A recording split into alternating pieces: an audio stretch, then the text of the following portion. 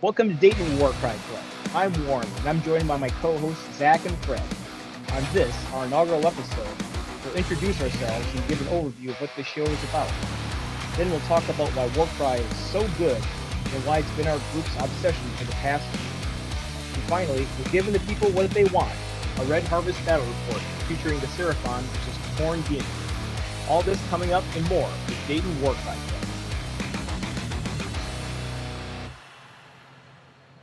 Good evening, everybody. Welcome to Dayton Warcry Club. As you heard in the intro, we'll be talking a little bit about, introducing ourselves, kind of talk about what the show is going to be about.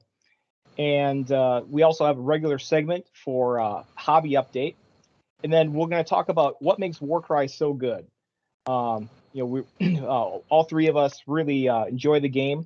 And we'll kind of talk about what exactly, it kind of attracted us to this game. Also, in the interest of giving fair coverage, we'll also talk about why Warcry might not be for you. It's not a perfect game. And then after that, we're gonna give a battle report with Seraphon versus Khorne demons. So, a little bit about us. What we're going to do here is we're just going to kind of just give our, tell a little bit about ourselves, kind of our gaming history. So all three of us come from a Magic the Gathering background, in addition to other war games. I got started with Warhammer 40K about 25 years ago, but then just never followed through with it. Came back in about 10 years ago, got some miniatures, started painting them, and then never really did much again, and then got back into the hobby about a year ago. Also played Mordheim in the past, and then also for current games, I'm kind of splitting my time between Warcry and then also getting stuff built for Kill Team. Zach, how about you? Yeah, so like Warren said, we all came from a Magic background. We all played Magic together, actually. And the pandemic's kind of hit me very hard as far as the ability to play Magic. So early on in the pandemic, I started talking to Warren and Fred about, maybe I finally take the dive on some miniature gaming. And I am a very big Star Wars fan. So I cold turkey just bought 2 full armies of Star Wars Legion and built them and started painting them.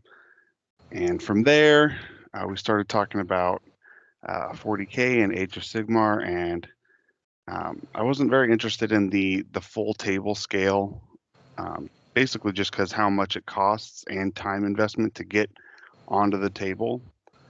And I think I can speak for all three of us in that we like to play with painted and good-looking miniatures and terrain. So we kind of checked out Warcry, and it kind of seemed like a good happy medium for the ability to get stuff on the table quickly and have it look great.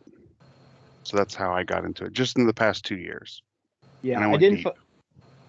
I don't have the screenshot, but there was you sent us a group text. You sent us a group chat saying something about Legion and hey, what else can I do with these Legion miniatures? What's this 40K thing? And then Fred and I were just like, oh boy, buckle up, buckaroo.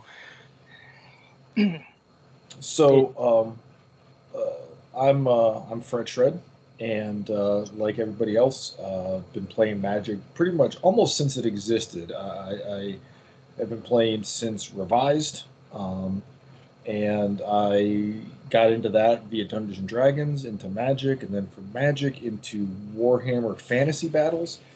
I'm fairly confident it was about 5th edition. It was definitely the unified Chaos Codex, where you could play Chaos and Beastmen and Demons in the same Codex. Played that a lot, in high school, but with half-built and unpainted models and games that took 6 hours. And then in college, got into 40K. Immediately bought a bunch of Thousand Sons when they were just absolutely unplayably bad and got shredded by my buddy who got me into the games, Gunline Marines. Played some Malifaux in the meantime, a ton of Mage Knight, and then recently into Warcry and Kill Team. So I just like to game, and Warcry. If anybody comes to me and says, "Hey, I want to try this game," I'm always like, "Yes, I will buy $10,000 worth of it." So that's kind of where I am with Warcry, and it's been a blast so far. And I would venture to say that we all went pretty hard, pretty quickly on this game. Yes, I would agree with that assessment, which we'll get into a little bit more when we talk about the hobbying and everything else. But all of us have a variety of war bands and grand plans for more. So yeah, well, part of it when I came back into the hobby, part of my goal was like, okay, I'm not going to do it like I did last time. I'm not going to like start a bunch of projects and never finish them. I'm going to do it right this time. And I've had mixed success. But like, the first painting project I did was actually painting up some Deathwing Terminators, some old metal ones that are like 25 years old. So yeah, there is hope. You can finish your old projects eventually. And then also, the skirmish. And so part of it is, setting goals, following through with them, right? Trying to be a little more disciplined this time around. And then also like that skirmish scale really helps with that. I got really hooked on skirmish scale with Mage Knight, which was WizKid's initial project. Their collectible miniatures game where you like bought booster packs of it and they were pre-built and pre-painted and they have the stats on the base and the dial. And like just learning that like there was a quick and more like action-packed way to play miniatures games, because I was playing Fantasy Battles at the time, which was just the most grueling grind of a game, and I enjoyed it, but like just learning there was such a thing as a fast-paced miniatures game, and I've been kind of hooked on that format ever since. Yeah, Mordheim was huge. That was amazing. I have an old Beastmen Mordheim warband, and when we were like chatting with Zach about like okay, what can you do with the Legion miniatures, right? I knew about the old version of Kill Team, looked at that, kind of saw the state of it, and it was like the Kill Team 18 was not super beginner friendly, and then or good, and then further looking around. I was like, okay, well, I just, what about Mordheim, right? Because I loved Mordheim back in the day. And we found out there's this game, and it scratches that Mordheim itch real good. So, yeah, that's kind of where we're coming from here. So, I also want to take a little bit of time to kind of just chat about, like, our kind of philosophy, like, for the show, kind of like where we are as gamers, kind of what to expect from the show. From future episodes. So it's gonna be kind of like a mix of casual and competitive. Casual in that we enjoy the meme lists in Warcry, or just building cool looking lists. But then also we do pay attention to the content that's out there, the competitive content. We'll start name dropping Salty C now. We'll probably mention him a few more times as well. We gobble up his content on the competitive stuff. So we do care about playing to win and stuff like that. It's if I'm not fielding, and this is in every game that I play, if I'm not playing the most competitive build, I always at least want to know what it is, right? Like, I always want to have that option and know what it is, and I like the math and the min-maxing of it.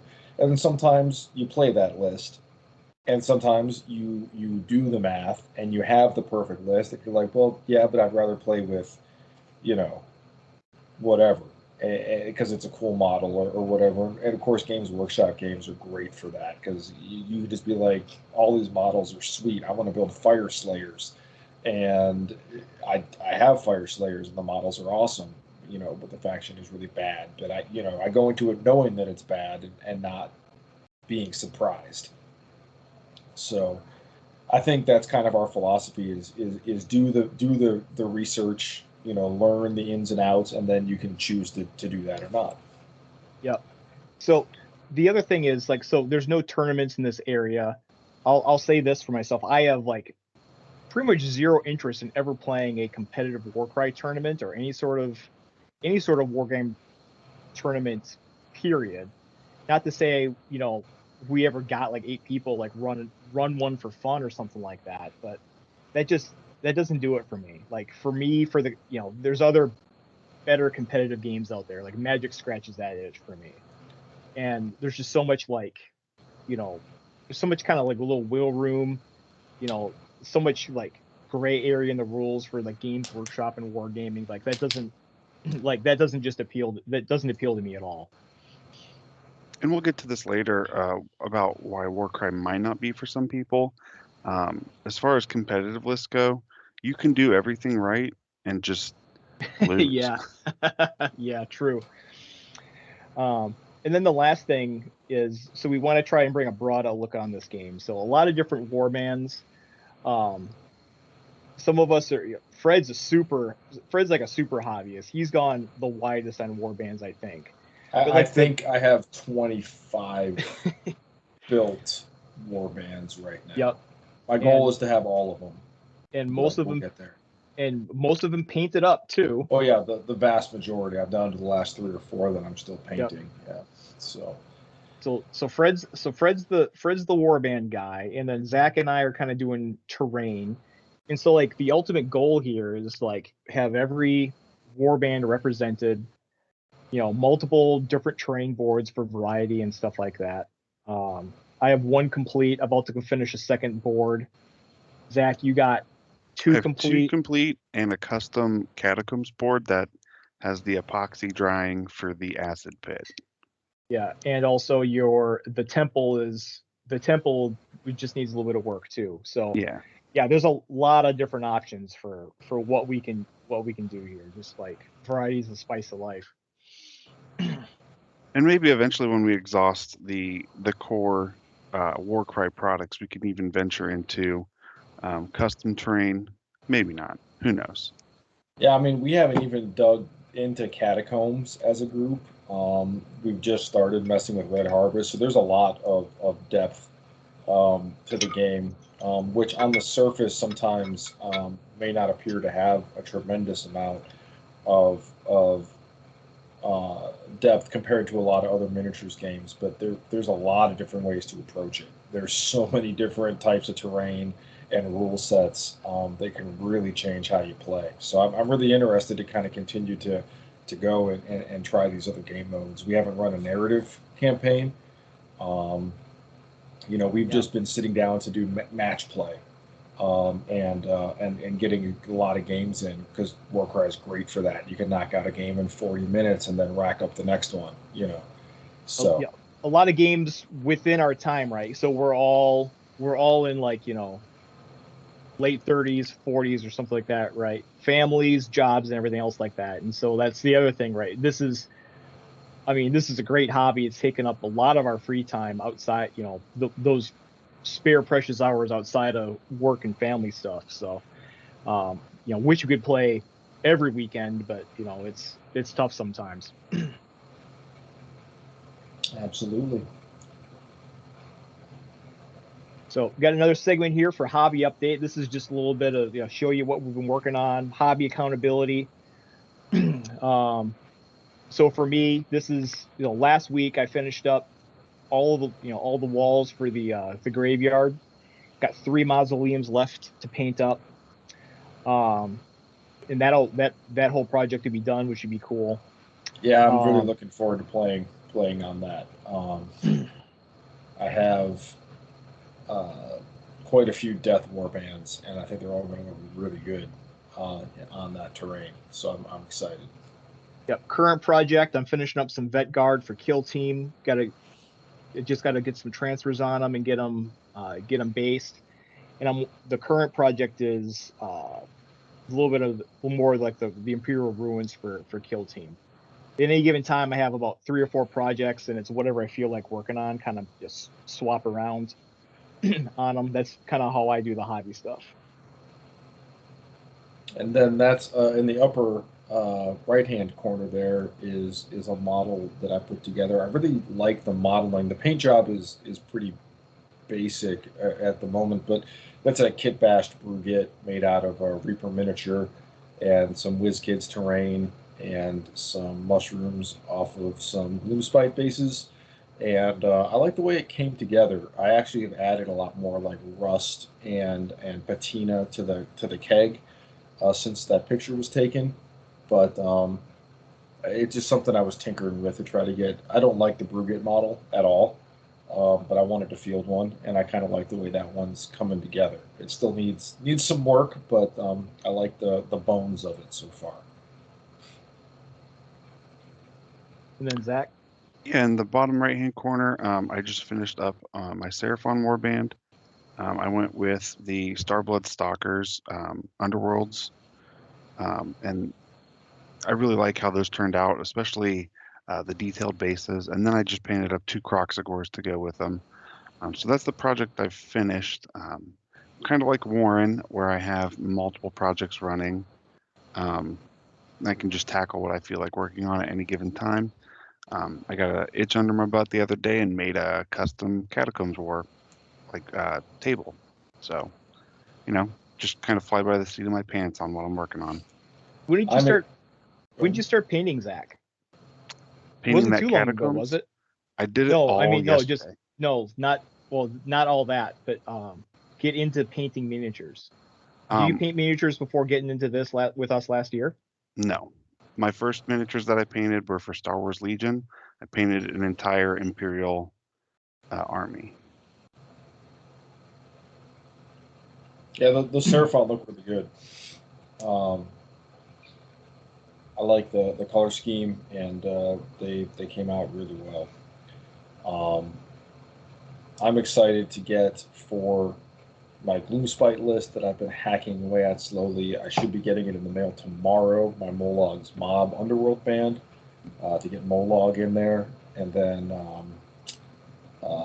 Zarbag's Gits should be here on Monday, so I should be able to get that finished finally. And I'm excited about what glue spite Gits looks like with Underworld. So I'm excited to tackle that project too. All right. Well, for our main topic here, so what makes Warcry so good? How did it really, what are the reasons why did it hook us all so well when we kind of got into it? So these are a few of the thoughts that I put together here. So first off is the Games Workshop lore.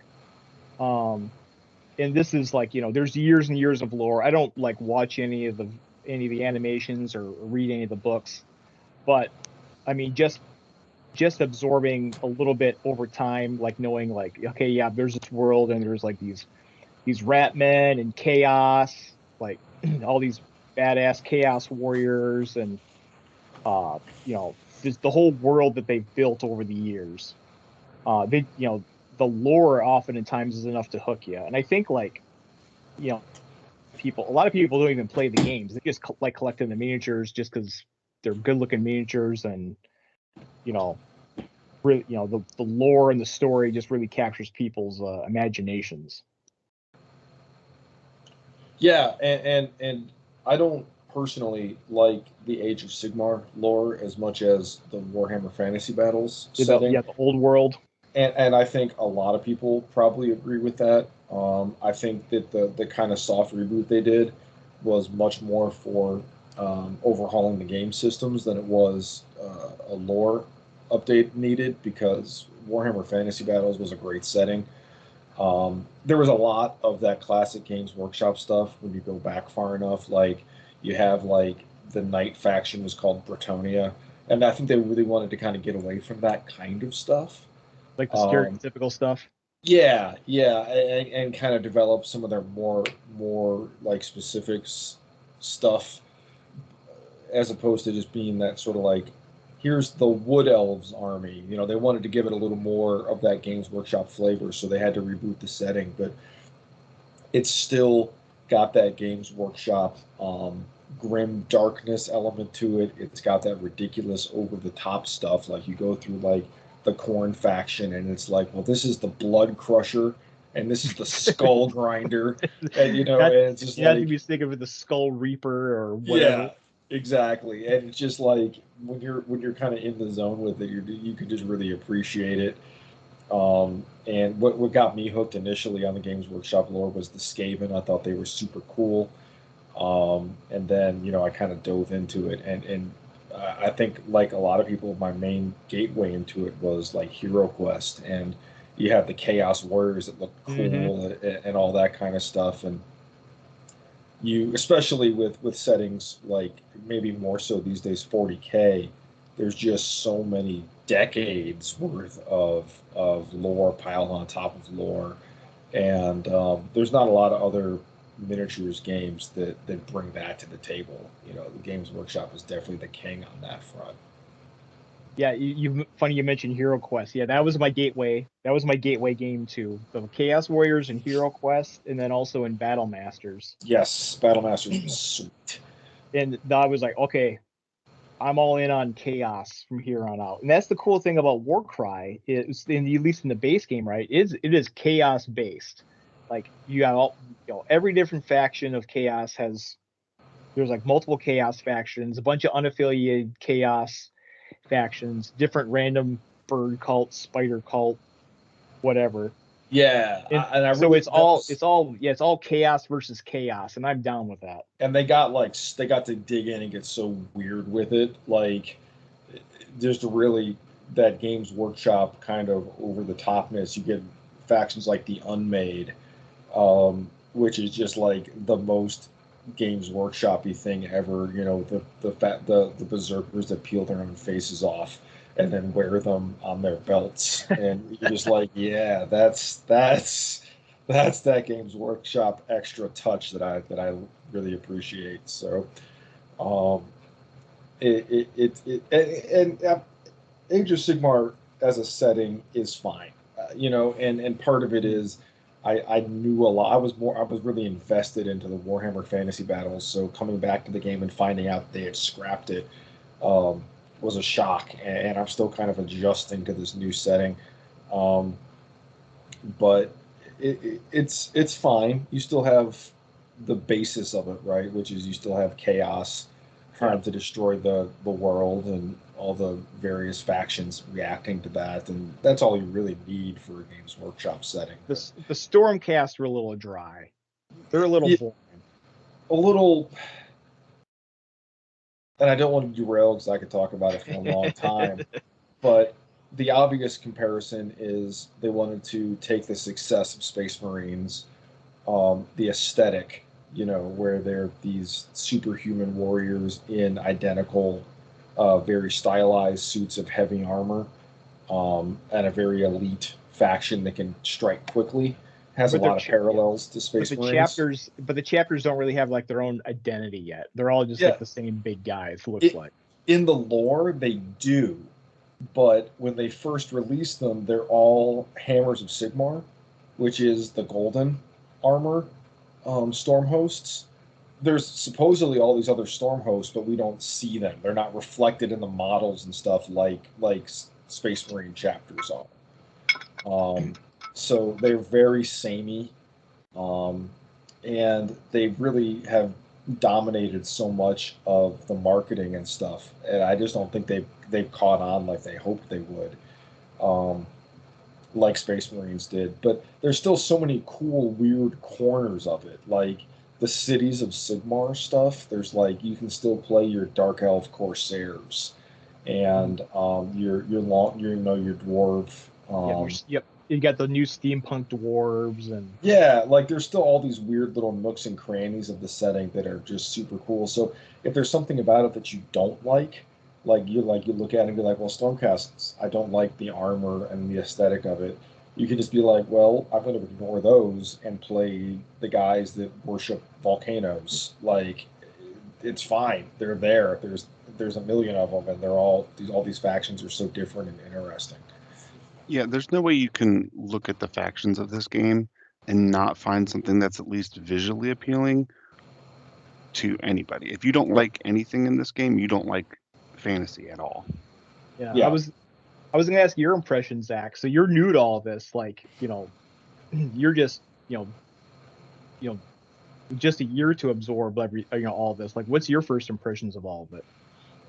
I mean, honestly, you both know that I came from it as a perspective of trying to get cool stuff to also play D&D with my kids with. And then just recently I've started to dive into the lore that just comes in the core books and stuff. It's definitely interesting. I digest a lot of different lore for a lot of different things, and you can tell that it's definitely built out and handled with a lot of care. I don't know if I've gotten deep enough to form solid opinions on like where I would rank it among other things, but it's definitely handled with care and definitely built out to a very deep level. And that's one of the things about Warcry. If you're coming at it from playing previous Games Workshop games, the codexes, or they're not codexes anymore, but the books don't have nearly as much fluff in them as the Warhammer Fantasy Battles or Age of Sigmar equivalents. You get a paragraph or two about the faction, and then it kind of moves on. So if you're like me, where you would just pick up books for factions you've never played, had never any interest in playing, just to read through them for all the lore bits, there's not as much of that. Or just look at all the cool models all in one place. Yeah, exactly. I would stuff that was way out of date, factions I would never play, all that stuff. I would still read the books and find cool stuff in there. I think a lot of that gets relegated to the Age of Sigmar books, though. Yeah, exactly. Yeah, that's where you would go for that. Warcry is a skirmish-sized game, and we can transition to the sort of the next topic here, I guess. And the books kind of treat it that way. It's all bite-sized stuff. Mm-hmm. So if you just want to pick up a book and pick up your Iron Golems or your Fire Slayers and just get a real quick hit, surface level. Here's what these guys are about. Here's what they're doing. Yeah, because the books have a page. I was actually perusing some of it because I just picked up the Death book recently. And yeah, you get like one page, and it gives you the quick hits about your faction, and then it gets into the rules, and you're good to go. And so the books kind of reflect the skirmish size and the pacing of the game. And what's great, and we talk about this a lot when we play, is we've gotten complete 3 to 4 round games of Warcry in half an hour. I would say that's probably a little shorter than the average game, but it can happen, and you can just every activation, every die roll. I don't think we necessarily did them in half an hour. It certainly felt like half an hour though, because the time flew by. Yeah, the games are quick. The boards are small. One thing I remember about Warhammer Fantasy Battles was spending a lot of time kind of maneuvering into position. And in Warcry, it's very, very common that you are immediately in combat from the very first activation of the very first turn. It's designed that way. And if you want to get into a game that's quick and action heavy, Warcry is a great choice. It is. They've really stripped tabletop gaming down to some very basic elements that still combine in a lot of really interesting ways. So after the fact of diving into miniature gaming, I'm happy and surprised to find out that Warcry is definitely the fastest paced of all the miniature games that I've seen or like digested content for. Turns can take max between a minute and 3 minutes if you need to look up a rule, and you can be bouncing back and forth. You go, I go, you go, I go, because you're just making 2 actions and maybe activating an ability. Those turns can go quickly, and you can stay in the game and focused on what's going on because your turn's up next all the time. Yeah, and you're not. There's not consulting a lot of tables. You know, a lot of the older Games Workshop games were very roll some dice and then consult a table. And they've stripped all that out. It's, you know, comparing numbers, roll the dice, you get a result right away, you move on. When I first saw it and read the rules, I thought these look really simplified and really stripped down. I don't know how much strategic depth there is to it. Yeah. But the way they combine and the way it plays, there's a lot to take into account and a lot of customization you can take. Before we get to that, I was going to talk about the hobby there. So like the skirmish size game also is better for hobby because you could do a warband and then you could be done and then you could do another warband. And then you have two different that play completely different. You're not painting yet another unit of, you know, foot soldiers. But if you wanted to, but if you wanted to, you could also go wide in a faction and have multiple different lists for a faction with different play styles too. Like I'm pretty wide on Skaven right now, and I'm gonna continue to add some leaders and continue to add more options. I was gonna go wide on Khorne, maybe not so much now, but you know, Slaves of Darkness again, super wide, like tons of options. Yes. Along with those options also comes affordability. So if you have friends that already play Warcry, the cost of entry is maybe $50. And if you're crafty, it's less. If you have a store that sells used miniatures, you can get into this game for, I would wager to say, $30. It's really, really approachable because of the size of the amount of units you're fielding. It's not daunting in that way. Yeah, a lot of factions you can play, maybe not optimally, and both from a competitive standpoint and a fun standpoint, but you can get on the table with a box of infantry, and then you take the leader model and then some infantry, and you're good to go. Like you can just start playing, which is cool. There's not a lot of other games, you know, that I've seen that let you do that, which is cool. It's a fun way to play it. Yep. And then Underworld just crank that up to 11 with the options. Oh man, yeah. It's so great. I just spent so much time just like tinkering with Underworld's lists. So, we talk a little bit about the depth in the gameplay, but the list building is simple too. It's a point system.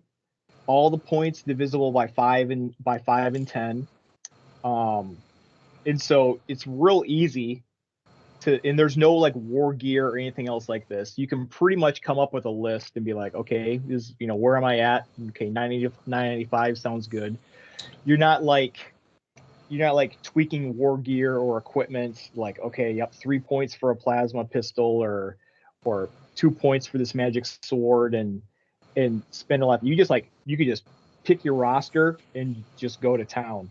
Yeah, and the fact that this isn't necessarily completely true anymore with the sieges from the Tome of Champions, but the fact that every game mode you're just like, here's the set of, like, you know, going into it, like you don't have to have a 1,250 point list and a 2,000 point list and a 2,500 point list. It's like, I'm going to have my 1,000 points in that place. Yep. So, which is nice. You have everything all together in one spot. You have your army, your warband. It's 1,000 points, and you can put it on the table. That's an interesting thought, actually, because we actually have different metas at 1,500 and 2,000. Yeah,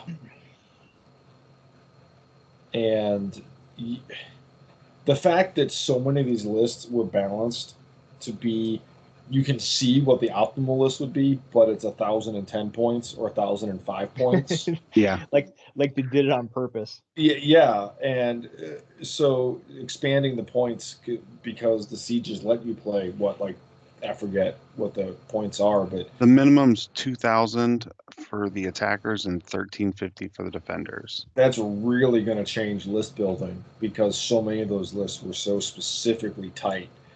That'll be interesting to see how that plays out. But it comes with a fair amount of depth. You know, we haven't really gotten into the fact that this is a pro and a con, there's so much randomness to the game, in terms of how your units deploy, when they deploy, what the terrain is, what the objectives are, what modifiers are going to take place on the battle. The twists are random.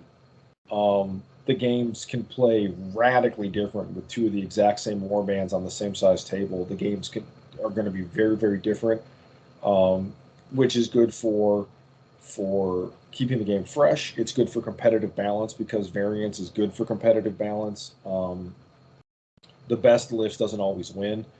They took that kind of philosophy from like collectible card games, but it can be frustrating. But it does add some depth to how you have to build. You can't count on having units where you want them when you want them there. So you have to take that into account. You have to be ready for these. Your list have to be able to adapt to that. I wasn't sure how I would like it, the randomness of the deployment and everything, but I've come to really appreciate it, how the effect it has on the games. Yeah, I think I've only played one round where at deployment, I honestly, I think I knew I was going to lose. Oh, it happens to me all the time. No, it's happened to me so many times. We're getting ahead of ourselves, but yeah, the very first game. So the gameplay is simple to learn. Like we played the first. I remember the first 3 games that Fred and I played, and it was easy enough to figure out. Like we knew what was going on. We knew how the game played after the first game, really. And so, 1 or 2 teaching games and you're set because there's nothing to look up. You understand the combat system. But what was I going to say? Yeah, the twists and stuff like that. The first game we played, Fred got screwed by the twist. His ogres couldn't shoot, and I had numbers advantage, and it was a mission where you wanted numbers to take objectives. And then the second mission, slow. Yeah. So my only option was to make up for that was to shoot, and the rules were like you cannot shoot, and it's like, well, okay. And then the second game we played, it was like he got to pick which objective was the one that counted, and so we played a little bit of feinting, a little bit of mind games, but really, he set it up. It was like the one in the center, and so he set up basically a big schmaz in the middle. And my guys got crushed. And then the third game we played was like one of those back and forth games where we're pretty sure it came down to who won the initiative roll on the fourth turn. The final turn. Yep, yeah. That's exactly right. That was when we were hooked. Like, okay, yep, now we see what this game's about. And and that's just what's great. It sounds, if you're just hearing about it, it can sound like, well, that sounds like it'd be really annoying. But the games are so fast that you're just like, yeah, from this game, I pretty much lost from deployment or from, from that phase of the game. But, we played it out, and then you just rack it up and play another one. And you deal the cards out again, and who knows what's going to happen. And, you sit down and play 3 games. The fact that you got blown out in one isn't a big deal because it didn't take 6 hours. It's not this huge investment. It's like, yep. For a half hour, I got slapped around the board. You could be a lucky quad from totally turning the tides on any game, though. So you're never down and out 100%, which feels good. Absolutely. Yeah. I'll say this about the tactical depth, though, too. So, like, even though the combat's kind of simplified, a lot of the games come down to, like, movement and positioning. And Kill Team 18, someone said that back in the day, too. I think Kill Team 21 is the same way. Like a lot of these skirmish games obviously you got to be able to fight and win fights, but so much of the game is won and lost by movement and positioning. Like oftentimes, like a good smart move can take someone out or just make someone waste actions on their big guys. Turn the fight in another. A fight one place could turn the tide of a fight in another because of the way that movement or positioning or like blocking off zones and stuff like that. And so when you kind of see that and you're kind of able to do that, there's some cool tactical depth there too. Absolutely. I definitely noticed that in the battle report game that we're going to go over a little bit later. There's definitely one deployment where I wanted to deploy my Seraphon leader in, and I kind of I was just a half inch too close, and it really put me out of being able to do a lot of really cool stuff with his activation. And we kind of play with the style of when you make a mistake, you live through it and you learn through it, instead of like, oh well, I could have just deployed him a quarter inch this way instead. So kind of just bit the dust on that deployment, and I really learned from it. And it's something we could talk about. It's like a whole episode worth of conversation. Is that every activation is so critical. If you have an activation that was wasted, that's a big deal. So movement and positioning is so important that you can get the most out of these activations. You Plus, only there's get. Go ahead. The concept of like jockeying or jousting, because you want to, if you move in, you lose an action. There's no advantage to charge, and so sometimes there's like a playing chicken.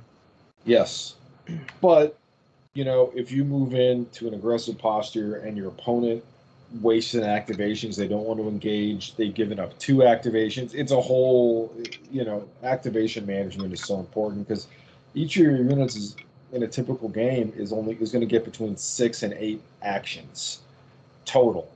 And so each one of them is critically important, and especially on the big guys. Yeah, exactly. So, and then I guess just to wrap up this slide here, the community for the game is not enormous, but it's pretty good in terms of a lot of enthusiastic people that just really want to get more people into the game and make that as easy for everybody as possible. A lot of great resources out there. The Discord is great. The YouTube content, there's not a ton of it, but what's out there is very good.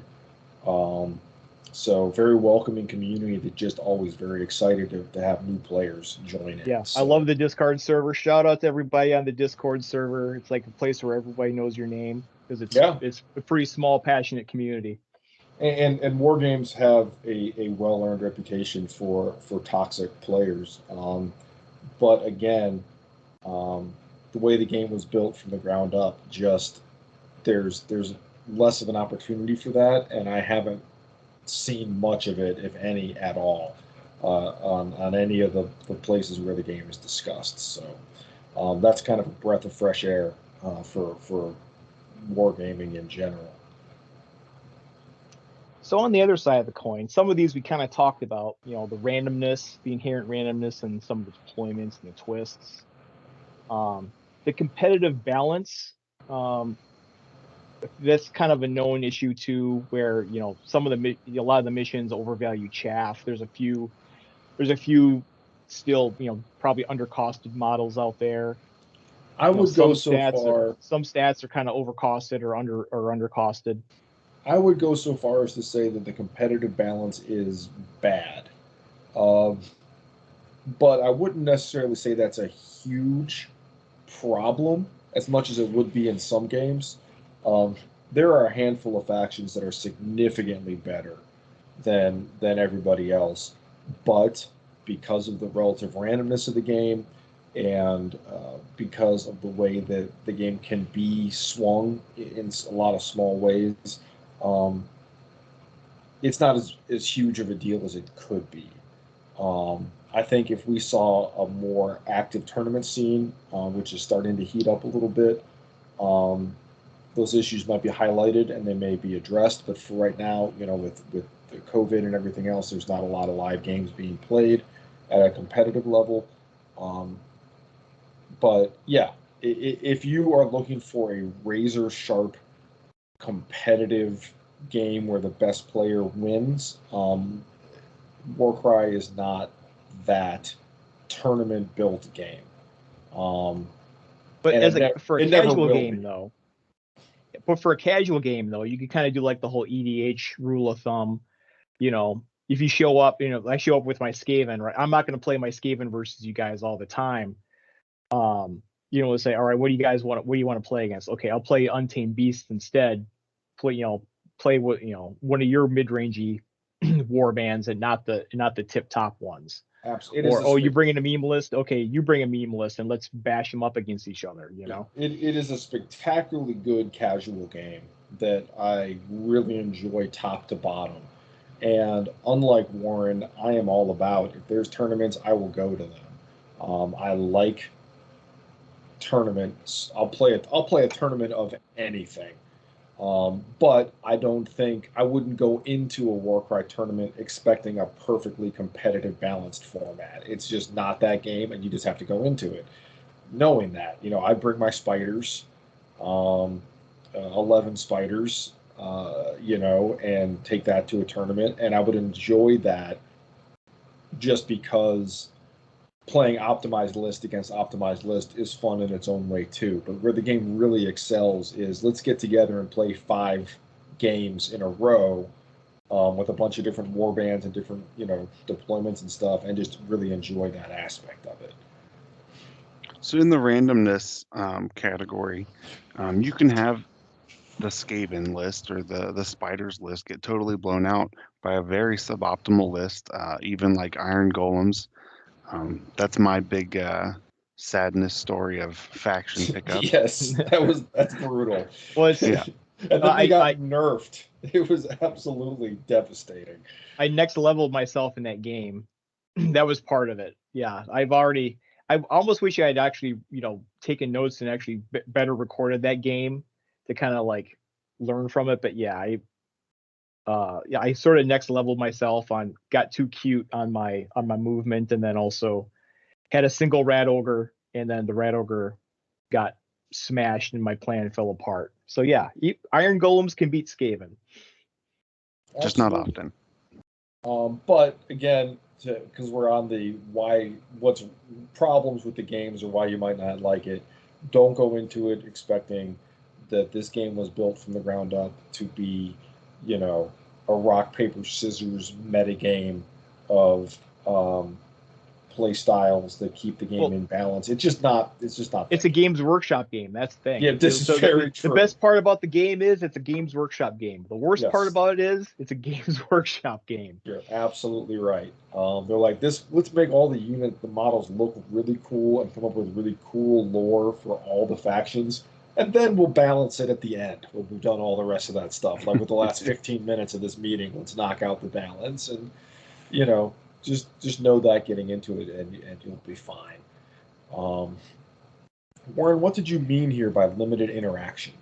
It's kind of a function of like how the combat is streamlined, where so I walk my guy up, I walk my big guy up to your shaft model, and I'm like, okay, how many hit points you got? What's your toughness? All right, hitting on 3s, critting on 6s, roll the dice. You're 12 dead. points. He's dead. Like no save. Nope, no save. So it's streamlined, but it could also be like, the kiss your models goodbye. Don't get too attached to them. So that may turn some people off. That's why I kind of put it there. Sure, and then that's absolutely true. When maybe the first couple of rounds of combat in the very first game that we played, I was like, wow, like you're used to like, okay, here's my 2-hit roll. All right, it's a hit. Wound roll. Did the hit wound? And then is the wound saved? But Warcry replaces all of that with bigger wound pools. Yeah. So it's streamlined, but it might be a little too streamlined for your tastes. Yeah, it depends on how you might prefer an opposing roll or something like that. Yeah, and there's been a lot of talk about that. I've read a lot of discussions of people like, where would the opportunities be for opposing rolls? I think Warcry is designed to be melee. It's melee heavy. If you like to shoot, shooting has always been, generally speaking, not as efficient. And shooting just got nerfed in the latest updates in terms of points increases. So they really want you just charging into battle and killing each other's units from the first round of the game onward. It was designed with that like savage chaos warbands fighting in the wasteland kind of thing, and that's how the rules are designed. Get in there, mix it up, and the units are going to die. Like that's Well, Well, see, apparently we weren't playing Caradron Overlords correctly because apparently they were kind of oppressive from what I've been hearing. I've my list of Caradon Overlords, and I'm the only one that has a Caradon Warband, is not optimized at all. Um, so I'm willing to believe that. Like from the conception stage, I built that list. It's not necessarily the optimized version, but yes, I'm willing to believe that the gunline versions were frustrating to play against. Yeah. so with limited interaction, that can be both a positive and a negative. So, from your hardened gamers who are, ready to get crunchy, that might be a negative. But from some perspectives, like I'm planning on teaching my 11-year-old son how to play this game, and not having to do opposed rolls is huge. Like Yeah, I'm not going to have to like explain something that's mathematically complicated. We play D&D too, and it's like, hey, armor class is a lot easier than Thaco, and that's why he can play D&D. That's why my 7-year-old daughter can play D&D, because armor class is a lot easier than Thaco. you're absolutely right, and that's definitely you can see from where Warcry was originally developed to have these bespoke chaos cult warbands fight each other with its very own setting and rules. And then somebody at Games Workshop had the idea that was like, this would actually make a really good gateway game to Age of Sigmar. And then that's what blew the gates open. And now every faction, it is a great gateway game. If you like the setting and the lore, because it's easy to learn, you buy the models, and now your foot's in the door. And the books say it right at the beginning, like now you should try Age of Sigmar. Yeah. Um, Yeah, you know, you could I definitely, I'm not an armchair game designer. I don't like build house rules or anything else like that. But I do like looking at something and trying to see what was going through their heads. Like yeah, what was the designer's intent? And I think it's kind of clear to me, like, yeah, it's, they probably, imagine this as a gateway game. And hopefully they kind of, continue that.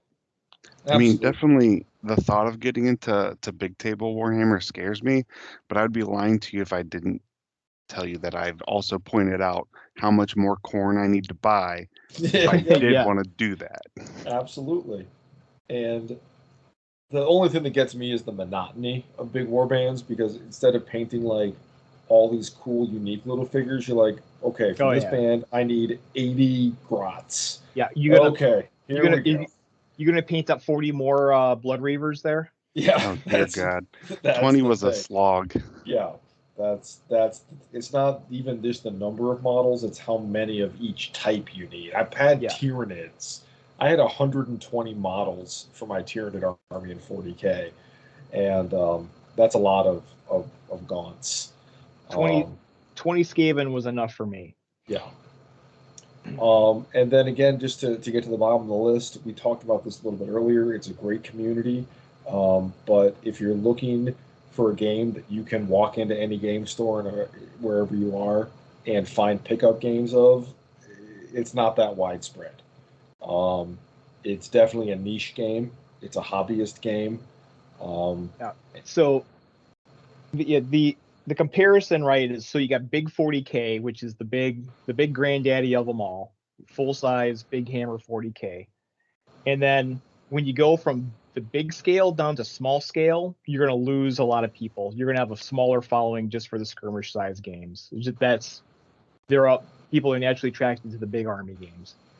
And then also when you go from 40K to Age of Sigmar to the fantasy, you lose some people too. The fantasy just naturally has a smaller following than 40K.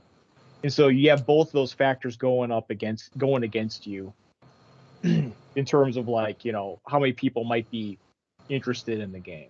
And right. so you have a hard time finding, games, have a hard time finding, content online for it.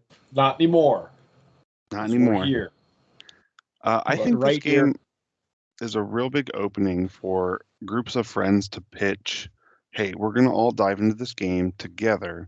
We're going to each spend, I don't know, $50 to $80, and we're going to have play this game together, and we're going to dive deep. So if you're like in the Magic community and you have like your EDH group, this would be a good game to pitch as like something else to try. Sure, I agree with that. But you will need to do that. It's not something where you can find the sign up sheet at your game store for the next, league or next. It's something you're going to have to build on your own, For almost sure. anywhere you go. And I think it's rewarding to do that. We did that as a group with Eternal Magic formats in a lot of the stores we went to. We built those scenes up from scratch, and I think that's cool. But if you're not willing to put that kind of time and energy into even just getting games going, you may be better served by playing even Kill Team, which is going to be a bigger following than Skirmish Game or full size 40K, where you'll be able to find games, every weekend. That's just the reality of it. We're just like a core of 3 or 4, but then we got Joel's played once. We're working on a couple other folks to try and get him in, and we know the game's easy to teach. There's enough war bands, you can lend somebody a war band and stuff like that. I got another guy trying to get him back in too. Yeah, So my goal potential's is to there. have anybody that wants to play pick a war band that looks cool to them and have it and bring it. That I'll get there. I'm not there yet, but my goal will be just be like, hey, you want to play the Lumineth Realm Lords? Here's the Lumineth list. Let's rock and roll. Because that's going to be a good tool to get people playing. Like, hey, right now I could field, a 16-man tournament out of my shoeboxes. Like everybody could have a different list and we could play. So you need that kind of mindset if you want to get a group going for this game. You have to put in the work. Yep. And with that small community, we understand that we'll put a lot of we're putting a fair amount of time into this podcast, the battle reports and stuff like that, and we know full well that we're going to get rich. If we're gonna get like 100 views on this video. Something that just struck me about why Warcry might not be for you that I don't think is on this list. Outside of the core box, the original core box, there is no product that has everything you need in it to play the game completely. And that's very Games Workshop. Yes. So, you're absolutely, there's not a kit that is even close to comprehensive. At the very least, you're going to have to pick up the battle plan cards, which isn't terribly expensive. I think they're about $15, but I think that's the one that's missing from all the other boxes after the fact of the core set. And the way it works, you can always use your own terrain or whatever, but if you want to use the cards, you need the battle plan cards and the corresponding terrain that matches those cards, and it can be a pain to put those sets together. Yeah, because the terrain sets, the standalone terrain boxes, you can't get anymore. You have to get one of the big box sets like Red Harvest and get the cards that go for it. That brings me back actually another thing here about one of the positives of Warcry is the terrain is already taken care of for you. Yes. You flip up a card and there's your setup. And it's really pretty. They did a great job. All the terrain sets look really good. But in so many war games, terrain is everything. It's almost like the third player. And it's very, very easy, especially in a shooting game like 40K, to screw up the table and set up too much terrain or not enough terrain and just throw the game balance off. Yes. So, having I wish all, even the big games had something like this. So flip up a card and there's the set terrain for you. Yep. Here's a grid, lay it out like this. You can't mess it up. Honestly, when we saw the Kill Team relaunch, I was surprised it didn't have that.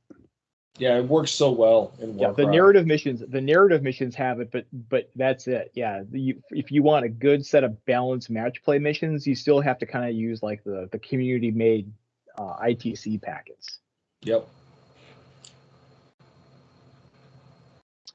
All right, so we're coming up on an hour here, so we got our battle report here, but we're gonna take a short break and swap out hosts here. So Yeah, I'm gonna. I wasn't present for this battle, so we're gonna bring in the other player, our buddy Dave, who was the Khorne Demons player, so he can intelligently discuss that side of the battle. And Zach was playing the Seraphon, so had a good time talking Warcry. Looking forward to do it again, and yeah, that's it for me. We will. Good luck with the rest of the show, guys, and I'll be here for the next one. Yep. Awesome. All right.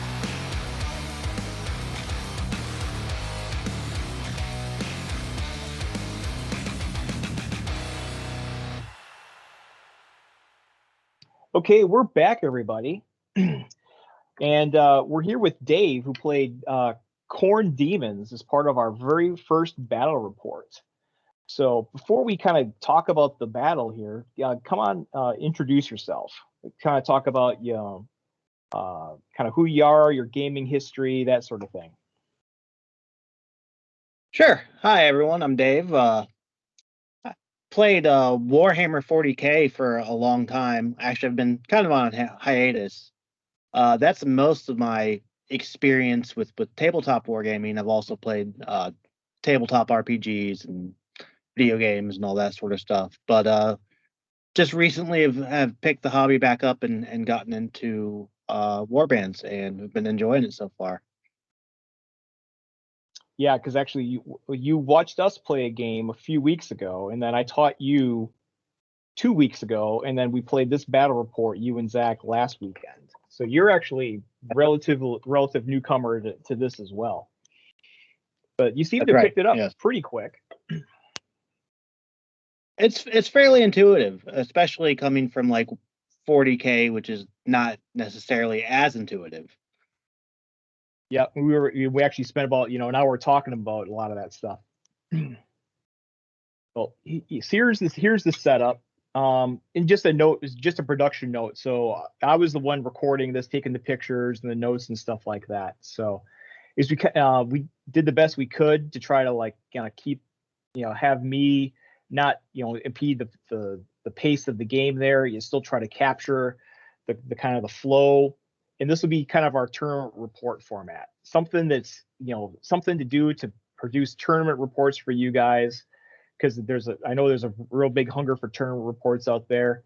But again, not trying to spend 8 hours to do a tournament report for that's going to get seen by like 100 people or something like that. But so hopefully this scratches that itch. So here's the setup. And first of all, we'll talk about the war bands. Zach, tell me about yours first.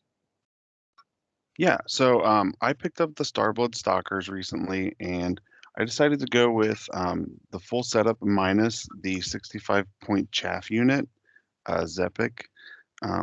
He was just a melee skink, so I cut him out. And then I picked up 2 Kroxigors. I know that some people have said that they're a trap, and they might be, but I think they look sweet. So I played 2 of them, and that brought me in, I believe, at 985 points. That's what my math says. Yeah.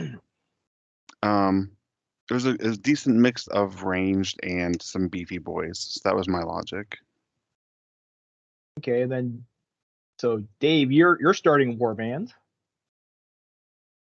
Yeah. So I picked the Khorne Demons because, again, from a 40K background, that's something I was familiar with, and I like the crossover between 2 games. I went with the Herald on a Juggernaut. It is the highest point unit the Khorne Demons can field. With the new points, he's 250 points. I also went with a Fleshhound and a Gorehound, and then 5 of the Chaff Bloodletters, which was about 980 points. Yeah, pretty balanced warband. You got one big guy, you got some fast units, and I think this is I was looking at the Chaos Demons list myself, and you don't have a lot of options in Chaos or in Khorne Demons, but this looks like probably like if there's going to be like a quote unquote stock list, I think it's probably going to be something similar to this. Yeah. So next up here, we got the setup here. So we played this on Red Harvest terrain. This is Zach's Red Harvest set. Mine hasn't been built yet, but it's a project I'll be starting here soon. So really nice looking terrain here. And then you can show you the deployment and the cards here. So the mission we have is kill each other's hammers. We get a twist that kind of affected the game a little bit. It kind of affected the climbing and the range. So it wasn't a crazy twist, but it had a little bit of effect on the game here. And then I didn't take note of who won the deployment roles or whatever like that. But the one note on the deployment here is that Khorne is actually starting out with only one unit on the board. Turn one, they don't get their shield on the board until round 2. So this is an example of a deployment where if I was choosing the deployment, I would probably choose to be blue in terms of color, just because I get more guys on the board faster, and maybe I can use that numbers advantage to take advantage. I don't know. Either you guys might be able to shed more light on this. So it's a really interesting deployment in that the objective doesn't come on the board until pretty late in the game, right? So the objective is to kill the hammer deployment, but the hammer deployment for both teams doesn't come in until very late. And I feel like that actually played into the length of this game. This was a very long game as far as Warcry goes. And I definitely feel like it was because the deployment of the hammers was so late. Yeah, we go to OT, right? The hammers come in turn 3, and then you at the end of turn 4, then you're going into the overtime. Yeah, any other comments on this? Definitely the twist I felt like affected me more than David, or really at all David. I did have 4 ranged units that had range greater than 6, 2 with range 12. So definitely was a hindrance to those 2 skinks. But there were 2 other units that had range 8 and range 7 respectively. So you might have been able to take a few more pot shots. Definitely feel like I could have taken more pot shots if we didn't have that twist. I will say that even though I don't have ranged units, it did affect me in the instance where I could not get my bloodletter up onto the platform to fight his skink. Ooh, Yeah, there's another. Go ahead. I'm sorry. Yeah, we'll kind of show that you want up jumping down anyway to try to get in the fight. But in theory, I think you probably might have been able to have a guy stay up there and just be untouchable throughout the entire fight and stall the game out. Yeah, I think Bloodhound would have been able to eventually get there, but the Bloodletter had no chance. Oh yeah, they had the movement too. One thing that I would note is that this board and this setup was very unfriendly to the elite unit from the Khorne Demons. That with the lava pits and the all the terrain layout, it was very hard for, I believe it was the Skull Taker, to navigate the board at all. Yeah, he's a big boy. Yep, I got the pen out here. I'll kind of show. This is the initial picture I took, and we wound up adjusting this a little bit because otherwise we're just completely oppressive to the big base on the Herald here. So we had no space here. We had some tight space here.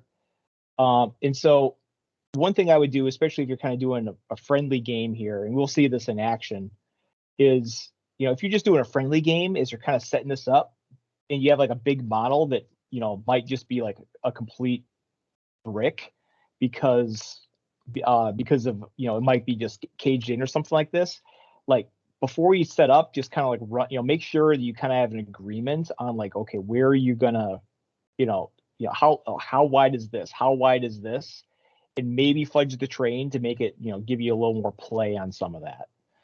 Yeah, I think we also house ruled that he could move through that little center section between those 2 lava pits, and that even if going horizontally, that he wouldn't touch. Oh, this one here. Yep, Yeah. this one here. We Yep. house ruled that even if he overlapped a little bit, he was just the perfect amount of width to fit through there, just because it would be unfun if he couldn't. Yeah, but that is a risk you take with some of those big base mounted units. So mount is kind of a drawback, and especially on a huge round base like that. Definitely. He every game I've played with him so far, pathing has been narrow for him. So here's actual pictures of the deployment here. So again, so the dagger here is up here, and then again you're sort of caged in. We can see right here. This is very, very narrow. And then the way we set this up is if you have forces coming in, I don't know how other people might play it, but if you have forces that are be coming in on later turns, just you kind of have a reminder. We set them up on the outside here, so we kind of know. That way you can kind of know, like, okay, yep, turn 2, these guys are coming in. Turn 3, these guys are coming in. Then we've got a deployment group here. We got a deployment group here with another guy hiding underneath the balcony. And then you can sort of see other points of view of this too. So great looking photographs, courtesy of me.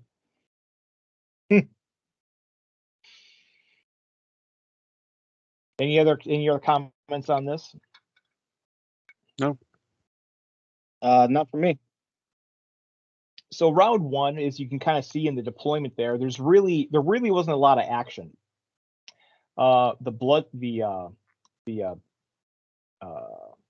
Juggernaut guy, the Herald Skull Taker, couldn't get through in this fight here in the corner, so he's going the long way around. And so you got the 2 Bloodletters, and they're going to go the kind of the short way around, and then Zek's group comes up to meet him. So really, there was just movement and positioning, maybe like a pot shot from a spear or a skink here and there, but not a lot of fighting. And this is all in round 1. Yeah, I think we had one spear connect for 1 damage in round 1, and that's it. Yeah, I believe that was. Heck.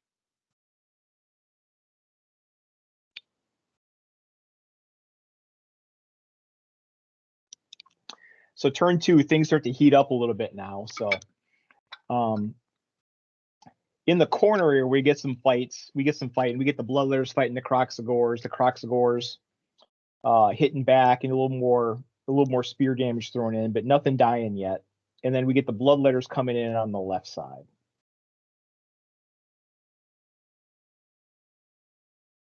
Anything else here? No, I feel like I missed. I had some really bad rolls with my ranged units, and that's the risk you take with, especially the skinks with the bolt spitters and the spears, is that you're crit fishing, and if you're just hitting hits, it's going to feel really bad.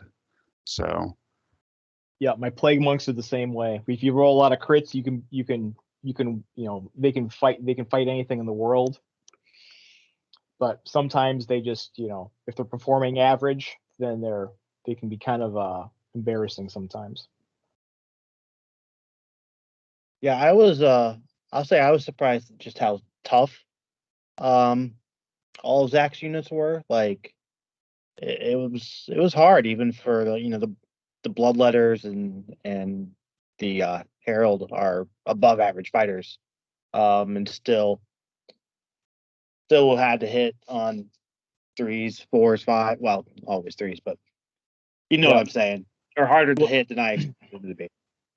Yeah, we'll see that in the round 3 fights with the Herald fighting. The Croxagores have a lot of hit points sort of like as a cushion. The Bloodletters, to be honest, I know they're your chaff unit, and they sort of behave like a chaff unit in terms of like the damage profile. It's not right. It's kind of weird. I'll show you the rules and kind of show you what Bloodletters are like in Kill Team. In Kill Team, they are chads. They got a medium amount of hit points. They have an invulnerable save, and they hit like trucks. So they're like, they call them missiles. You just send them in, and they're gonna smash whatever they get. Your guys, if compared to other chaff, have a pretty like average chaff profile. So I actually wouldn't be expecting a lot of them. But that's that's just me. But I mean that is your chaff unit. So Right. and then this here shows the end of round 2. Just a little more movement going around, a couple more skink pot shots. But yeah, nothing really dying yet. So for me, my movement with Clacktrock, who is the old blood, right there in the center between the 2 lava pits. I moved him there to gum up the works, just so nobody could get past him. And I feel like that kept me in the game longer than I deserved to be. Yeah, he did his job.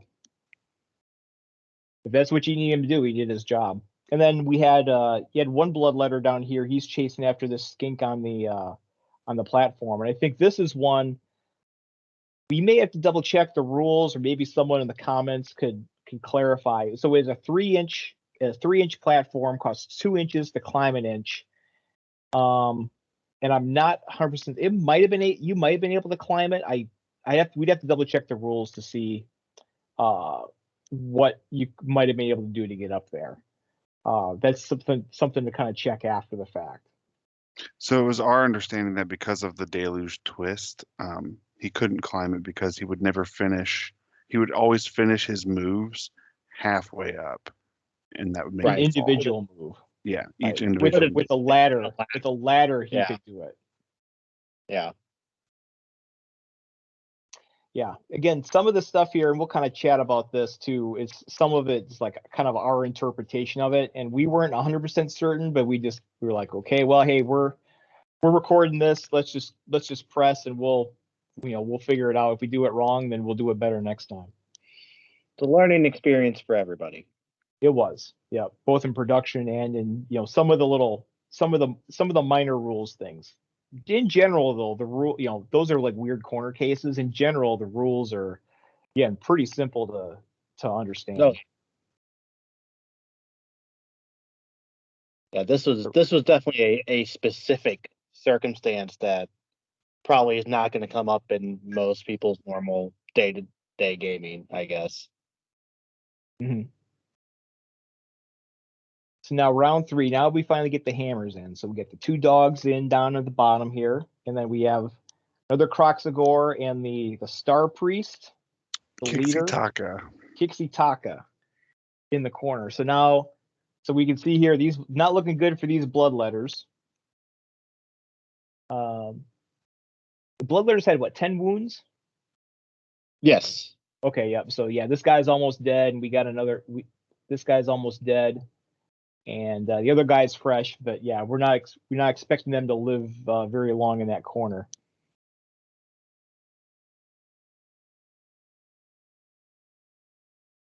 So kind of summarize the fighting here. So this is on the left side. We got some of the stats here. So we had the bloodletter fighting the Clacktrock, and he did a single crit for bloodletter. Yeah, so yeah. He did a crit for 4.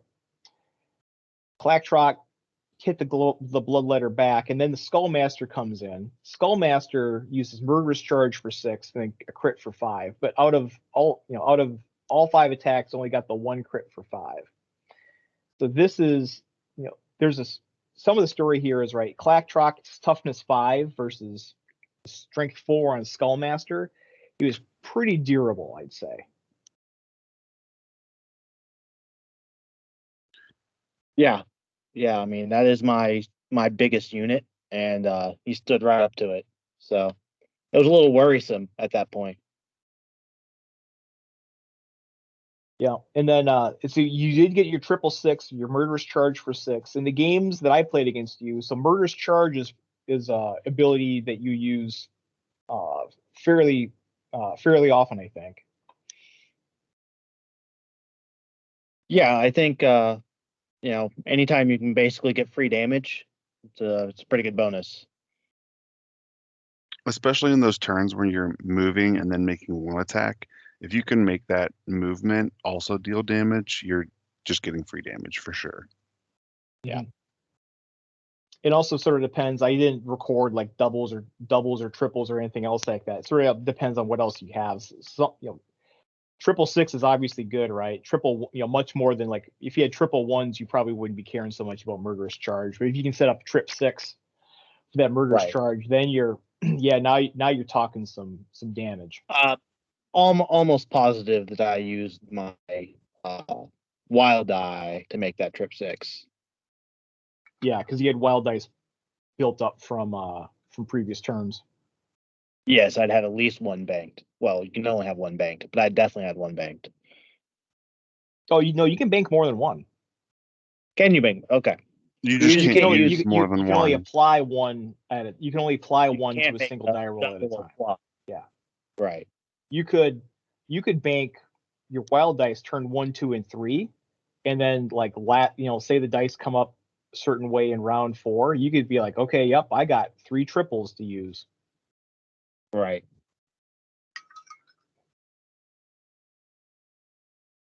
So here in the corner, we got summary here. So Kixie Taka did some work with those fireballs. Finish off one guy, and this was you were talking about this earlier, Zach, where the positioning was just a little off on this. So what were you if you thought it through, what was the play? So I deployed him in, and you get a 3-inch deployment from your deployment zone. So I deployed him in, and he was just outside of 3 inches of one of the bloodletters, but he was just within 3 inches of another one. If I had deployed him a half-inch, what would be to the right from what you see on the screen, I would have been able to kill the one bloodletter, attack the other bloodletter, and then use Cold-Blooded Commander, which is a double, to make an additional attack. So he would have had a good chance to come in and dust those 2 bloodletters by himself. And then my Croxagore that had to eventually make the attack onto that living bloodletter would have been free to move up towards the 2 hounds. The guy here with the mace. Mm-hmm. So I wasted an activation by deploying incorrectly. And that kind of speaks to like the philosophy that I mentioned earlier in that I'd rather make the mistake and learn from it than just say, hey, yeah, we didn't make that mistake and move my guy over a half-inch. So next time I'll be a little bit more careful and make sure I earn those damage points instead of just trying to, oh yeah, we're fine, and get them anyway. Yeah. So. It also kind of shows like, a lot of times when we play, right, we try to play with intent.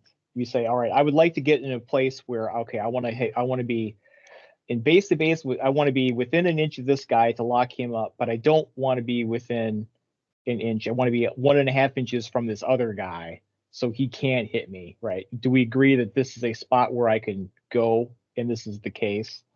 I mean, it works well in competitive games and works, pretty well in friendly games here too. And also sort of underscores like the precision necessary. If you really want to get into these war games, like the precision that is sometimes necessary, right? You could a game could be won or lost on a 1/2 an inch positioning that you might not think about.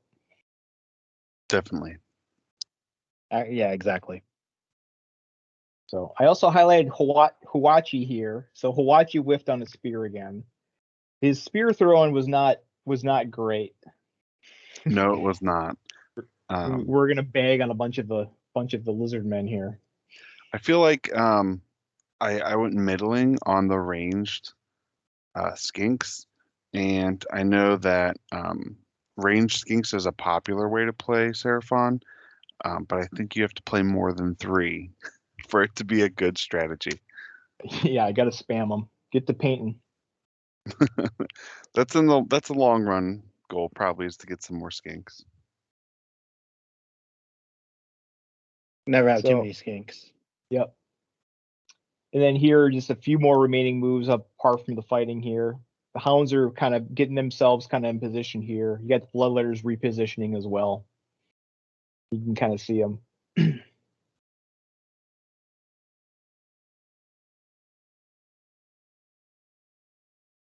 So the hounds are kind of facing towards the fight on the left there. I think they're looking not to engage with the Croxagores. I think that's what you're thinking there. You're gonna like send them in and chew up the.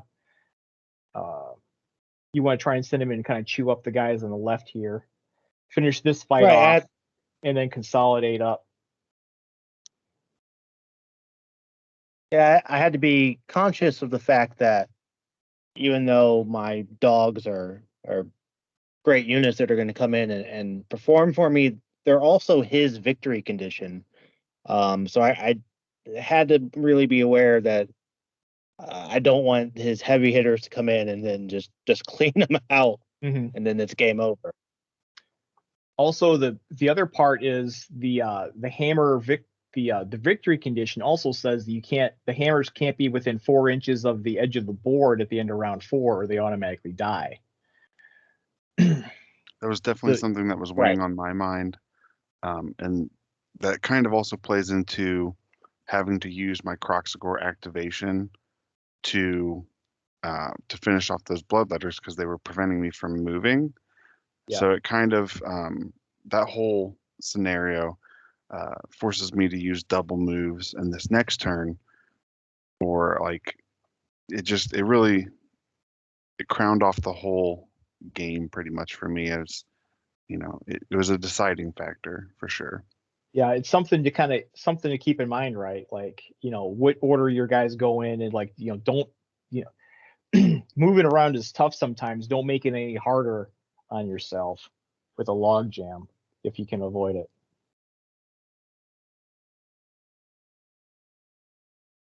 Okay, so again, this is the fight back on the left side here, up top in the picture here. So Clacktrap, so you had a quad 2. Yep. He got half the value of the 2 added to his attack characteristic and his strength. Is that how it goes? Yeah, attack characteristic and strength. So he was rolling 1 more die and hitting easier. I got 4 hits and 2 crits for 16 damage. So that was a pretty sizable chunk out of the Skull Taker. Then Skull Taker almost finishes off Clacktrock, finally gets a decent double round of combat. Skink, so you got lucky with a Skink, get some damage on the Gorehound there. Yeah, I think that was all my units are named, so that was Odapodle, which is the green skink, I believe. The chameleon one. Yeah, I think he had crit hit. I think is what I rolled. Yeah. So it was definitely that let me know that the power of skinks. It just kind of hammered home that if you're gonna play them, you want to play a lot of them because you want to roll as many dice as possible. Yeah, give you a good chance at rolling hot. Yeah, that makes a lot of sense. I was definitely working that skink connected with the Gorehound.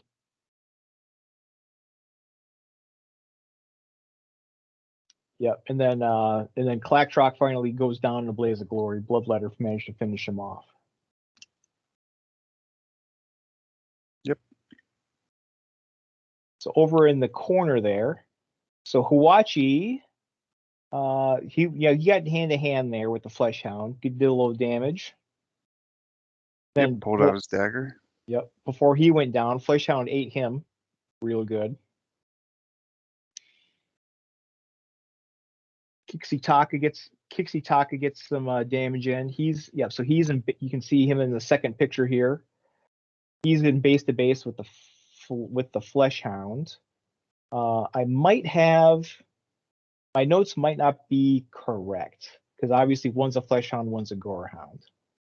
I think that one's the Gorehound. Oh no, Kixitaka uses Fireball on the He uses Fireball on the Fleshhound for 9. Okay. This guy. Yep. Yeah. That must have been before the Gorehound moved in. Yeah. So here's another ability. Yep. So you tell me about this move, Dave. Hungry for Flesh. It is a double that is open to the Fleshhounds.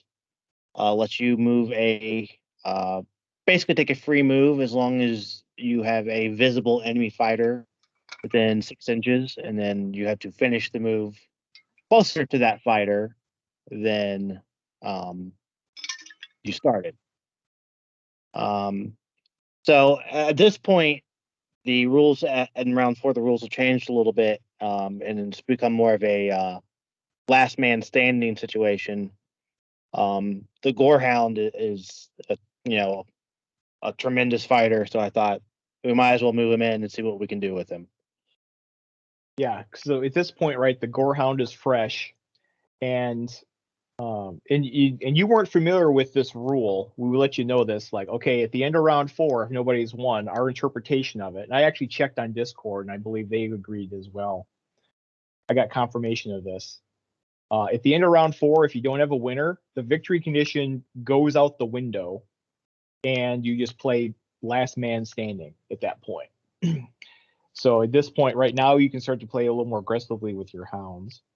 And then, and I've seen you use Hungry for Flesh against me as well, getting a surprising amount of movement from the Flesh Hounds for just a double. Yeah, that's 24 inches. Yeah, up 24 inches. So yep. So it's a big threat range, or it gets you into combat quicker, so you might be able to get a double attack. So yeah, that's a pretty good movement ability there. And so I would definitely recommend, if you're playing Demons of Khorne, like, think strongly about taking a couple hounds of some sort to give you that mobility. Really, any low number of dice ability that gives you what amounts to 1 action for free is a very good ability. Whether it's a move or attack or whatever. Exactly. yes, I agree. Yeah, it sounds like a good rule of thumb, right? Better than using like Onslaught or something like that. Especially late in the game. Okay, and then lastly, we get the Croxagores. They come in, and the Croxagores are whiffing.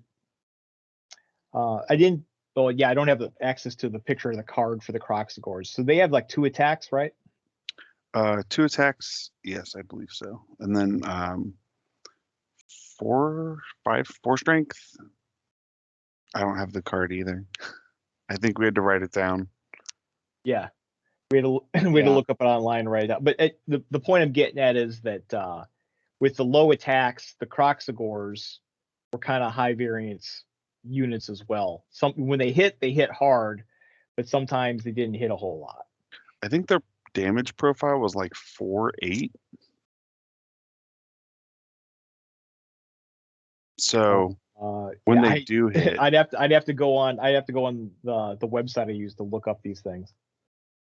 Yeah, it's something like that. I can look it up real quick. But we can proceed. Yeah. Point I'm getting at is that they don't necessarily hit all the time. And then back on the left side here, so the whole quandary of like, okay, could the Bloodletter climb the thing? So that went out the window because the Skink went down to go try to take out Skull Taker there. So we got a little bit of exposure to the jumping rules there, and he did a pretty good job there. He did some impressive crit fishing there, it looks like. Yeah, crit twice. So I mean that's about as good as you can hope for. Croxagore's damage profile is 5 strength, 3/6 damage. So 3/6. Okay, yeah, that's right. Yeah, and then we got to see the bite, I think, in one of the fights too, where he got really powered up. And at this point here, now we start kind of caring, as some of the big units are starting to get worn down. Now I'm starting to kind of keep track of like how many hit points they have left. It's, at the beginning, you're sort of like, okay, how many hit points do they have? And then towards the end of the game, you're starting to care, okay, how many hit points do they have left? Like, okay, can I finish this guy off? The intent sort of changes, right? Like what you're looking to do, and what, the information you care about kind of changes towards the end of the game. I feel. yeah, definitely. You want to see if you can use as few activations to take out as many units as possible. So you're going to be trying to do some mental math, figuring out like if I hit well with this guy versus I'll need these two guys to take out somebody. So at this point, then, At go a ahead. premium. I was just gonna say activations are definitely at a premium when you're in these late rounds. So this gets us. So we do round 5, last man standing, and this is what we got. This is what we got left on both sides right now. So right now it looks kind of even, I think. Yep. In my mind, this round came down to definitely the initiative roll, and I'm pretty sure David won it. I think for me, I knew that if I wasn't activating Kikitaka as my first activation, he was dead. So for me, not winning the initiative was kind of the nail in the coffin. Just losing an activation right off the bat, being down 2 activations. And I think he was the first one to go down as well. Yep. Sure was. So yeah, Dave wins initiative here. And so this is where, again, you know, sometimes late in the game, sometimes it doesn't matter. Then sometimes on these late turns, sometimes you get to, you're like, okay, I need to win initiative or I lose the game. And this is where your wild dice could be, if you haven't been using for anything else, this is where you may want to use them as individual singles just to lock in initiative on a key turn like this sometimes, or in a key fight where we got quite a schmoz going on here. So Dave wins initiative. Gorehound kills Kikitaka, and then you get blood for the blood god. And I got the stats up there. So blood for the blood god. So how good's that been for you every time you use it? It's another case of a low dice, a double, get you a free attack. Hey, damage is hard to come by sometimes in this game. So anytime you get an extra shot at it, can work out in your favor. So Gorehound did some work on the Kroxigor after that. He was in close enough to attack the Kroxigor with a double attack. Did quite a bit of damage there. Kroxigor hits the Gorehound back. You got a little bit of work. You got a little bit of damage out of that with Tearing Bite. Yeah, I had double 6s, but it really could have been a monumental hit, but it was just 1 hit on each of the attacks. So, if that first attack had been 2 hits, could have been a lot more damage. But Tearing Bite only affects the next attack, right? It's not both attacks in the round. Correct. So, but the next attack, the first attack was only 1 hit on the die. Yep. So, that would have been more damage. Are there any combos? I know the Tearing Bite's just on the Kroxigors. Are there any combos to add additional attacks to the Kroxigors for free? Like a buff attack, like what the Blood Secretor does. I don't know. That'd be a very good thing for me to find out. I don't think there is, but that would be cool if there was, right? Well, the generic Seraphon quad is going to add attacks to all the fighters, or made to that fighter. So, but it's only just 1 fighter. I don't know if adding one or 2 attacks is going to be really worth it, unless you have a really important fight you're trying to win. For a quad, though, even. Okay, and then over on their sides, we get the Bloodletter. Bloodletter's killing the Skink. That's probably the chameleon one who was sitting there in the middle. Right here. Yep. So he's gone. And we got a few more fights here. So Skulltaker's getting down, gets critted by a Skink. Skulltaker and Bloodletter team up to kill off another Skink. The Kroxigor kills the Fleshhound. Yeah, you had a double left, and so you killed the Fleshhound. So we got the Gorehound left. So this is the state of game, or the end state of the game right here. At this point, we're a little hungry, and we're trying to get another game in here before the store closes. And so I will say this. I think I mentioned this before. I think we might have missed a little bit of damage on the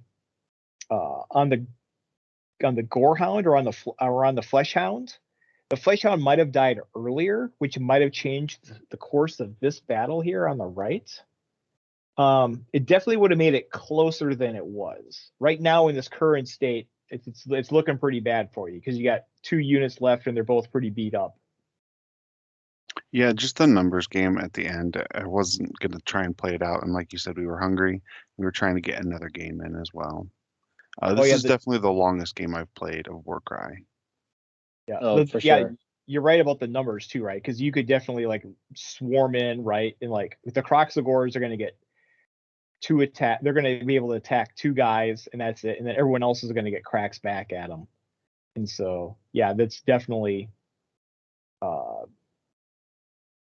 definitely you would see that, right? If they were all together, the numbers would definitely like become apparent.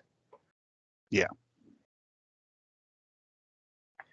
So that's the fight right there. So there's our first battle report. Hopefully that was good for everybody watching and kind of listening along here, kind of showing the flow of the battle, where things are going, key details and stuff like that.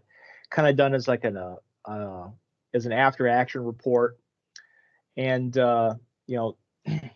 we just kind of close up here with takeaways and lessons learned here. So some of the things we kind of talked about, like large bases and mobility, especially on the lava board. If you're on the other side of the Red Harvest board, you don't have the lava's death, and it might not be so bad. But yeah, the Red Harvest lava board, mobility is definitely a big deal. And this was, the one time you and I played on the lava board, we saw that as well. Right, we're taking like the long way around because there was no other way in some of these fights. Absolutely. And then go ahead. So high variance attackers is the next thing on the list, and there was just multiple times when I was rolling very few dice on some attacks, and because of that, you put yourself up to variance more. The more dice you can roll, the more likely you are to see some damage at least. So I had more whiffs than I would have liked to have seen in a normal game, and I think that's just because I picked high variance attackers. And then the last thing is T5 units, and I know you pay a lot for T5 units, and toughness isn't super great. It's an expensive stat to get because crits just ignore toughness. But what's his face? Clack Truck is only 190 points for a 28 wound, 5 toughness, and he actually has 4 strength and 4 attacks. So I think you actually get, out of all the units, I was most impressed with him. I think he's potentially undercosted out of all of the Seraphon warband. I was impressed with him the most. We'd have to break out a spreadsheet and sort of like actually look at them and kind of like crunch the numbers on the efficiency there to find out for sure. Yeah, in certain situations though, right? The T5, he stood tall for a pretty long while versus Skull Taker at strength 4.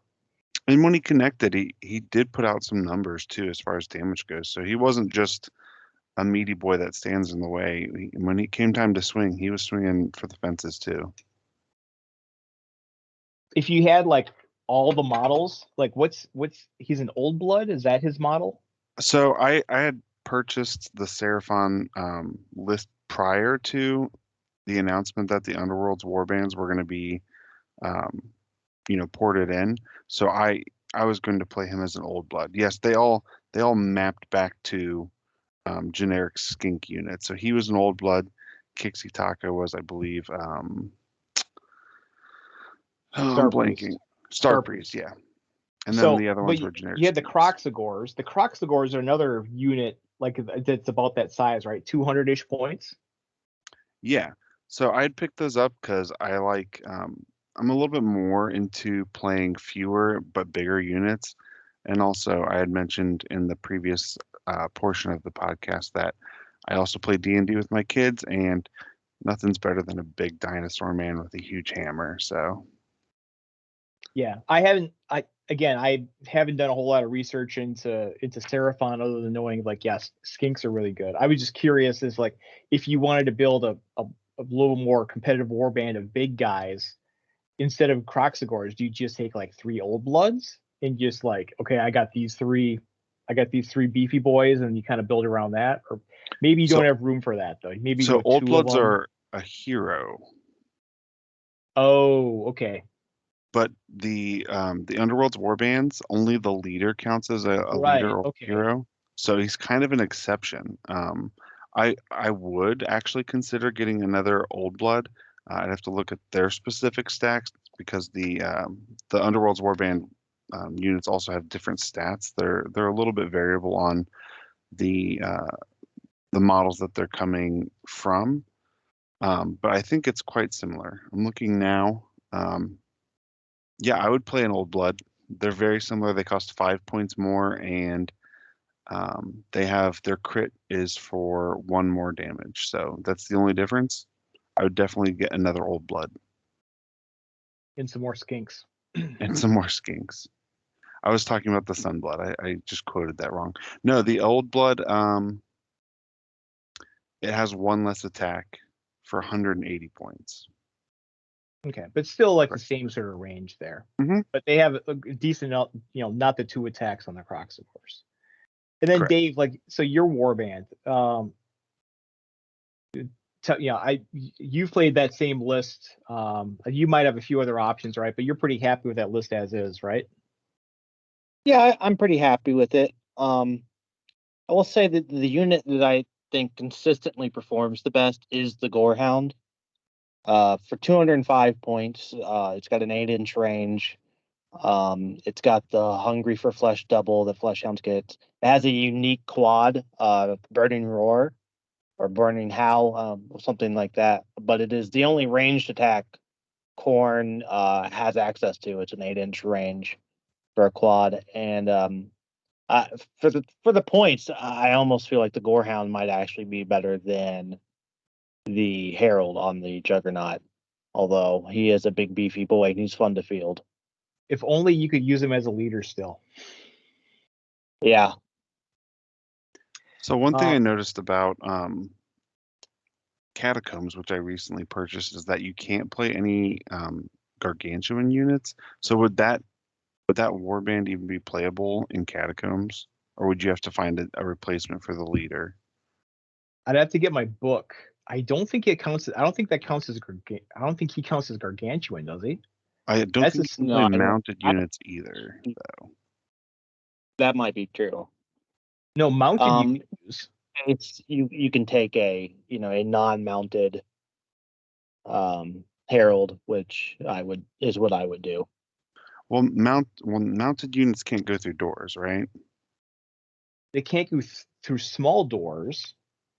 I haven't seen your I haven't seen your Catacombs rulebook yet. But there's probably a whole podcast session just on that, like the differences between Catacombs. We do a deep dive on that. Yeah. No, I think they can go through doors because I remember hearing somewhere that like mounted guys are actually like not bad, like are actually really really good in Catacombs. Apart from some of the issues that they have, I could be totally mistaken on that. Yeah, it's definitely something we should dive The into. gargantuan, like the big monsters, obviously you can't use. But I think like stuff that's like stuff that's like rad oversized on that size base, I think you could still be okay with. Yeah, I'm doing this without my books next to me either, so I can't look it up. Anything else that you learned along the way there, Dave? Take lessons learned?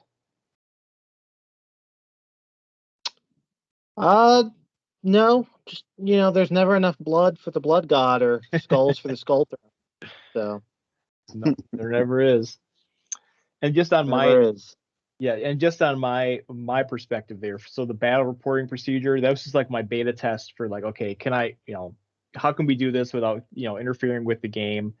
get a process for kind of turning this into a battle report.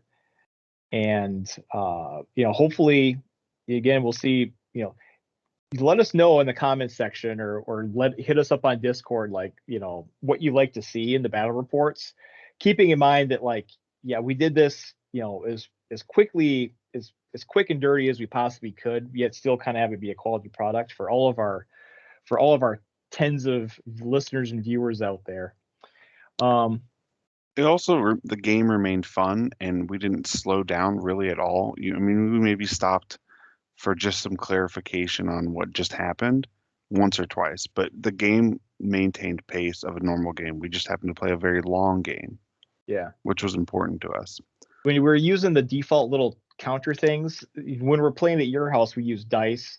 I think what we're going to do is I'm probably going to go invest in some damage dials, and we're going to try those out and see if those work a little bit better in terms of keeping track of hit points. Definitely. It got a little bit SPL for damage counters, so I'm going to look into those. Okay. If you have any war bands that you would like to see us play, if you want to throw those in the comments, if you want to see a specific matchup on a specific set of terrain, we have almost every set of the terrain that came out from Games Workshop, minus the forest terrain, which you can't find for anywhere near $100. It's like $200, $250, $300. So besides that, I think we have every set of terrain. So if there's anything you want to see, access to just about every warband, right?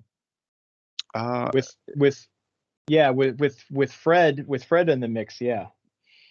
And we're working on having the full array. So we're trying to coordinate as a group on the things we finish moving forward. We're trying to shoot for things that we don't already have as a group. So if there's things you want to see, let us know, and we'll try and make it happen.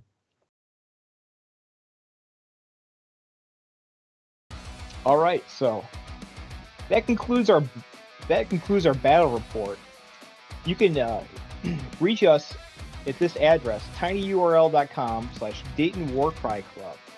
Like and subscribe to this video. We need the subscribers, because otherwise we can't get a custom YouTube URL. So right now we got this tiny URL one here for the time being. And then we also Zach is our Twitter guy, so he set up a Twitter account, at Dayton Warcry, right? Yep. And then also most of you are familiar with the Discord, the Dayton. I'm sorry, not the Dayton Discord server, the official Warcry Discord server. You can find us there. I'm Warrmachine. Zach is Yawgmoth for Prez. I am Yawgmoth for Prez. And then FredShred is FredShred on there. Dave, if you're not on there, we need to get you on there. I'm joining it as we speak, and I am, if you're looking for me, I'm C Forever. Big C, big F, forever. C Forever. Okay, we'll get that ad on there. So that's about all we got. Thanks for watching. Again, let us know what you want to see, what you liked here, what you didn't like. Definitely looking at doing more of these, and welcome your feedback. Thanks again. Have a good night. Thanks, guys. Thanks, guys.